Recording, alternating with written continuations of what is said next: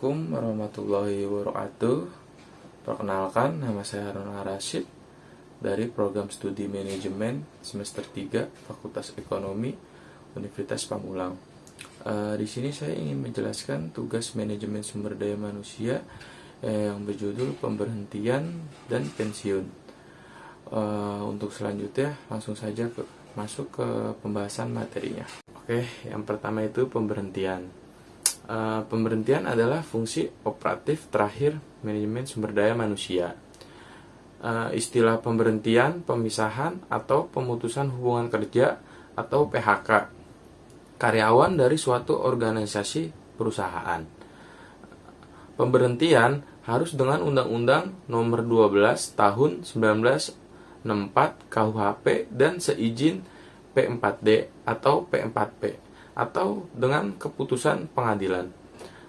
Pemberhentian juga harus memperhatikan pasal 1603 ayat 1 KUHP, yaitu mengenai tenggat waktu saat dan izin pemberhentian.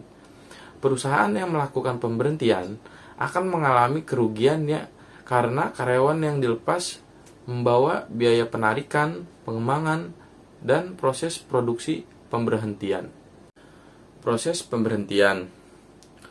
Pemberhentian karyawan hendaknya berdasarkan peraturan dan perundang-undangan yang ada agar tidak menimbulkan masalah.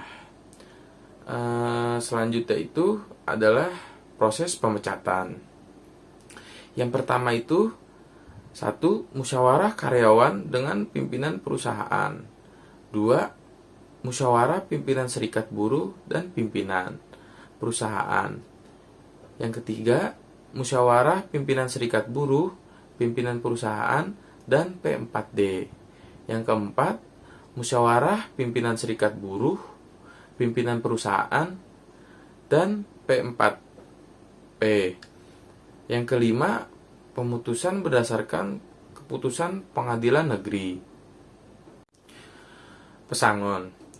Karyawan dengan status tetap jika diberhentikan harus tetap diberikan uang pesangon besarannya. 1. Masa kerja sampai 1 tahun sama dengan 1 bulan upah bruto. Yang kedua, masa kerja 1 sampai 2 tahun sama dengan 2 bulan upah bruto. Yang ketiga, masa kerja 2 sampai 3 tahun sama dengan 3 upah bruto. Yang keempat, masa kerja 3 tahun dan seterusnya sama dengan 4 bulan upah bruto. Next, uang jasa.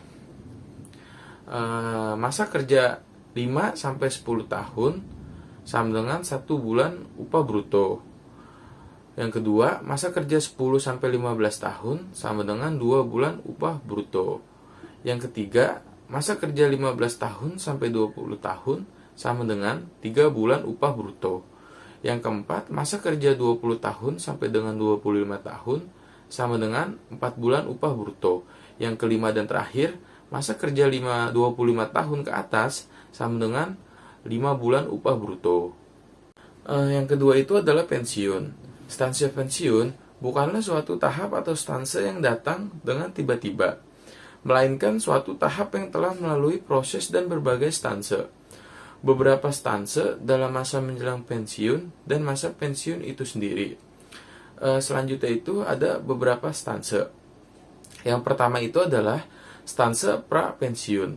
Yang kedua, stanse honeymoon. Yang ketiga, stanse disengagement. Yang keempat, stanse reorientation. Yang kelima, stanse stabilitas. Dan keenam dan yang terakhir adalah stanse terminasi. Jenis-jenis pemberhentian kerja. Yang pertama, pengunduran diri. Pemutusan hubungan kerja yang diawali dari pihak karyawan. Yang kedua, pemberhentian sementara. Pemutusan hubungan kerja yang umumnya terjadi bila terdapat situasi dan kondisi pada perusahaan. Yang ketiga itu pemecatan. Merupakan pemutusan hubungan kerja paling drastis yang dapat dikenakan terhadap karyawan. Yang terakhir dan keempat yaitu pemensiunan. Sebagai suatu pemutusan hubungan kerja bila mana karyawan mencapai saat ia berumur maksimal menurut batas yang ditentukan perusahaan. Mungkin itu saja yang bisa saya sampaikan. Semoga bermanfaat. Kurang lebihnya mohon maaf. Wabillahi taufiq wal hidayah. Wassalamualaikum warahmatullahi wabarakatuh.